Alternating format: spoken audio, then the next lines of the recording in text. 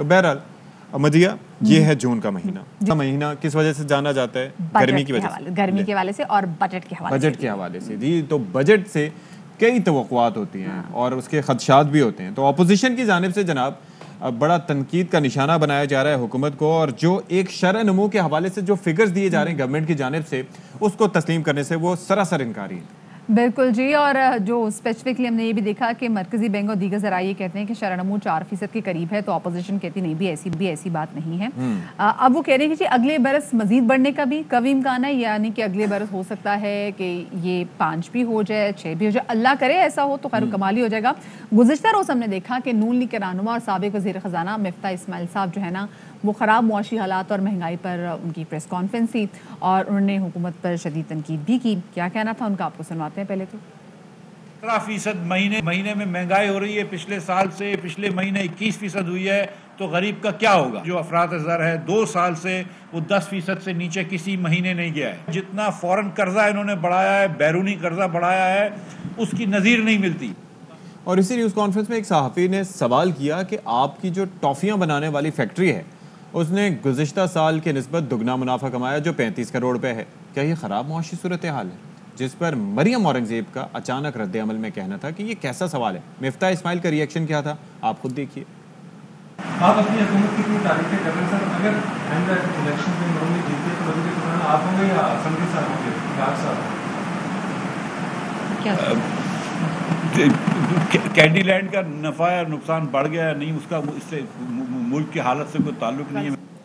دوسری جانب کل ایک بہت ہی اہم کیس کی سماعت ہوئی، بہت ساری درخواستیں واپس بھی لی گئی. شہباز شریف کا نام بلیک لسٹ سے نکالنے کا کیس بھی سپریم کورٹ نے کل نمٹا دیا، اور شہباز شریف کے وکیل نے سپریم کورٹ کو دوران سماعت بتایا کہ توہین عدالت درخواست کی پیروی وہ نہیں چاہتے. حکومت اور شہباز شریف کے درمیان ایسا لگ رہا ہے کہ جیسے جو معاملات ہیں وہ طے پا گئے ہیں، کیونکہ ایک طرف سے اٹارنی جنرل نے بھی اپنی درخواست واپس لے لی، دوسری جانب انہوں نے بھی توہین عدالت کی جو درخواست کی تھی وہ بھی واپس لے لی نون لیگ نے. بالکل کیا کھچڑی پک رہی ہے اور کیا وجوہات ہیں. اور جناب ویسے تو ہیڈ آن کولیجن ہوتا ہے اور یہاں پر معاملات عدالت کے باہر طے پا رہے ہیں. تو بہرحال اس تمام تر صورتحال پر بات کرنے کے لیے وزیر مملکت برائے اطلاعات اور نشریات فروخ حبیب صاحب اس وقت ہمارے ساتھ براہ راست موجود ہیں.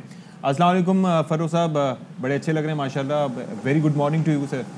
تو یہ ذرا فرمائیے گا کہ یہ جو جناب کہا یہ جا رہا ہے کہ جو نمبرز دیے جا رہے ہیں گورنمنٹ کی جانب سے معاشی ترقی کے حوالے سے، یہ جو ہے نمبرز ٹھیک نہیں ہیں، ان کو ایگزیجریٹ کر کے بتایا جا رہا ہے.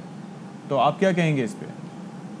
دیکھیں بات یہ ہے کہ ہماری جتنی بھی گروتھ ہے یہ سسٹینیبل گروتھ ہے، اور یہ وہ گروتھ ہے جو ایکچولی آن گراؤنڈ جو ہے وہ ہوئی ہے. اور اس کا ایک بہترین انداز یہ ہوتا ہے کہ اگر آپ کو فگرز کے اوپر کسی کو کوئی شک ہے تو وہ جو اس کے بینیفیشریز ہیں آپ ان کے ساتھ کانٹیکٹ کریں، ان کو دیکھیں. اگر آپ ایکسپورٹس میں 13% اضافہ ہوا ہے تو آپ ٹیکسٹائل ایکسپورٹر سے چیک کریں، وہ آپ کو بتائیں گے کہ ان کی ایکسپورٹس میں کیسے اضافہ ہوا اور حکومت نے کیا کیا اقدامات لیے. آپ رائس ایکسپورٹس والوں سے بات کریں، آپ فروٹ اینڈ ویجیٹیبل ایکسپورٹس والوں سے بات کریں، تو وہ آپ کو تمام چیزیں بتائیں گے کہ وہاں پر ان کی ایکسپورٹس میں اضافہ ہوا. جہاں تک رہے گی بات یہ مفتاح اسماعیل ٹائپ کے جو رستو ہیں جن کی اپنی حکومت کے دوران ان کا پروفٹ 35 کروڑ تھا اور اب ہو گیا ہے 1.5 ارب روپیہ، تو مجھے یہ بتائیں کہ وہ کہتے ہیں کہ میری فیکٹری کا ملک کی اکانومی سے کوئی تعلق نہیں ہے. تو مفتاح صاحب سے یہ پوچھنا چاہتے ہیں کہ کیا ان کی فیکٹری پاکستان کے علاوہ کسی اور سیارے کے اوپر ہے؟ کہیں مریخ کے اوپر تو نہیں لگی ہوئی؟ وہاں پر کوئی ایلینز تو نہیں ان کی گولیاں ٹافیاں کھا رہے جو ان کی فیکٹری کی جو ہے وہ سیلز بڑھ گئیں اور سیلز کے بعد ان کے پروفٹ کے اندر اضافہ ہو گیا؟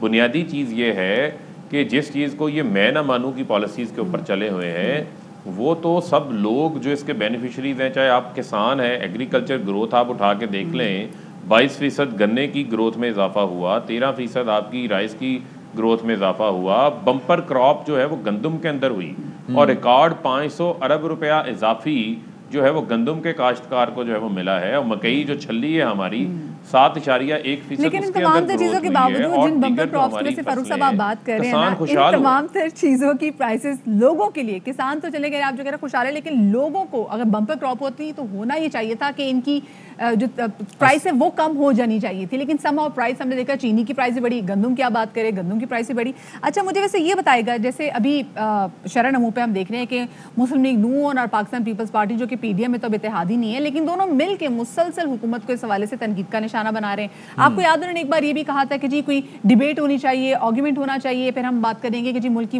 इकॉनमी कहाँ जा रही है। आप लोगों ने भी इनको बार बार दावत दी, तो मुस्लिम लीग नून की जानिब से कोई जवाब आया कि हाँ जी मिफ्ता इस्माइल साहब को भेजते हैं, 2-3 और वो अपने बड़े इकोनॉमिस्ट को भेजते हैं, कोई डिबेट होनी चाहिए मुल्क की इकॉनमी पर? नहीं देखें, वो जब टाइम आता है डिबेट का दुम दबा के भाग जाते हैं। सागडार भी मुल्क से बाहर भागे हुए, ये भी भागे हुए, इनकी तरफ से कोई जवाब नहीं आया। ये सिर्फ जीजी ब्रिगेड है, इनका काम है झूठ फैलाना और नंबर्स को जो है वो फज करना।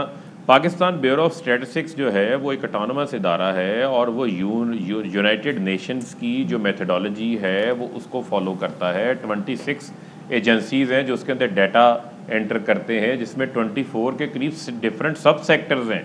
लिहाजा ये एक बड़ा ट्रांसपेरेंट सिस्टम है, ये सागडार वाला सिस्टम नहीं है जिसमें जो है वो एक स्टैटिस्टिकल डिवीजन होता था जो फाइनेंस मिनिस्ट्री के अंडर होता था। वो चीज़ें उसके साथ मुंसलिक नहीं है।